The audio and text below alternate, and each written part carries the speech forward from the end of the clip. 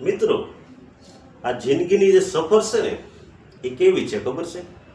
આ જિંદગીની સફર એક લોકલ ટ્રેન જેવી છે. કેવી છે? લોકલ ટ્રેન જેવી. લોકલ ટ્રેનની અંદર આપણે ધક્કા મૂકી મારીને આપણે ચડી તો જઈએ છે, અને જગ્યા ન હોય ને એટલે આપણે ઊભા રહેવી છે. અને માંડ માંડ કરીને જ્યારે બેસવાની જગ્યા મળે છે ને ત્યાં તો આપણું ટેન્શન આવી જાય છે. માંડ કરીને બેસવાની જગ્યા મળે ને ત્યાં આપણું ટેન્શન આવી જાય છે. આ જિંદગીનું પણ કંઈક આવું જ છે આપણું. કે આપણે જ્યારે 1 થી 25 વર્ષ થાય ને, 25 થી 30 વર્ષના લગ્ન, ત્યારે આપણા મા બાપ હોય ને એની ઉપર આપણું જીવનની દોરી હોય, ને આપણા બધા મોજશોખ છે ને એ આપણા મા બાપ આપણા પૂરા કરતા હોય.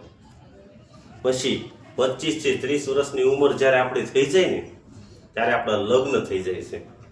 લગ્ન થઈ જાય એટલે આપણો એક પરિવાર બની જાય છે.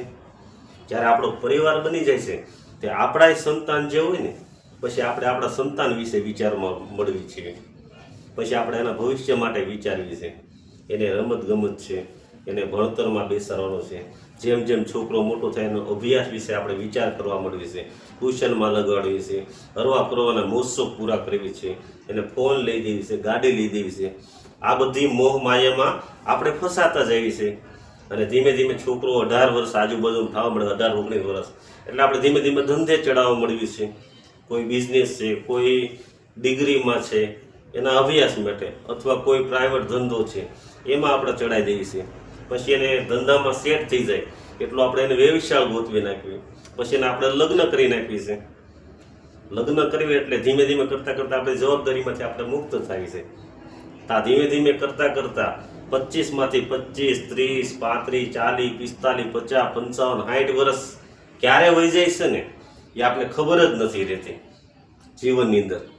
પછી એમ થાય, હાશ, હવે બધું કામ પતી ગયું, હવે ભગવાનના આપણે નામ લઈશું, હવે જાત્રા કરશું, હવે કબૂતરને સણ નાખશું, ને આવું બધું કામ કરશું, આવું બધું વિચાર આપણે આવવા મળે. ત્યાં તો આપણું જિંદગીનું ટેન્શન આવી ગયું હોય મિત્રો. ત્યારે ઉપરવાળાનો બોલાવો પણ આપણે આવી ગયો હોય. એટલે હંમેશા જ્યારે આપણે જિંદગી મળી જ છે, કુદરતનો આપણે આભાર માનવો જોઈએ. કે જે આપણે પૂતા છે ને સવાર પડે ને એટલે ભગવાનને થેન્ક યુ કહેવું છે કે આજે તમે મને આ સરસ મજાનો આ દિવસ આપ્યો છે. તો દિવસને સારો એવો ઉપયોગ કરી લ્યો. કોઈ પણ ઉપયોગ એનો સારો એવો ઉપયોગ કરી લ્યો. કે તમે કોઈ પણ સારું કાર્ય કરો, ધાર્મિક કાર્ય કરો, કબૂતરને સણ નાખો, ગાયને ઘાસ નાખો, કૂતરાને રોટલો નાખો, કોઈ પણ સારું એવું ધાર્મિક કાર્ય કર્યું છે ને એ જ તમારે જીવનની અંદર આવી જશે. આ જીવનની મોહ માયામાંથી તમે ક્યારેય મુક્ત થવાના જ નથી. તમને એમ થાય કે હું થોડીક ઉંમર થાવ પછી ભગવાનના 2 નામ લ્યો. આ ભગવાનના 2 નામ લેવાનો વારો આવે ને ત્યાં તો ઉપર જવાનો પણ આપણો વારો આવી જાય છે. તો આપણી પાસે જ્યારે સમય છે ને તો ભગવાનના 2 નામ લઈ લો, પ્રભુના 2 નામ લઈ લો. એ જ આપણી જિંદગીમાં સાથે એ જ આવવાનું છે. બીજું કોઈ પણ વસ્તુ આવવાની નથી. બોલો મિત્રો, રાધે રાધે.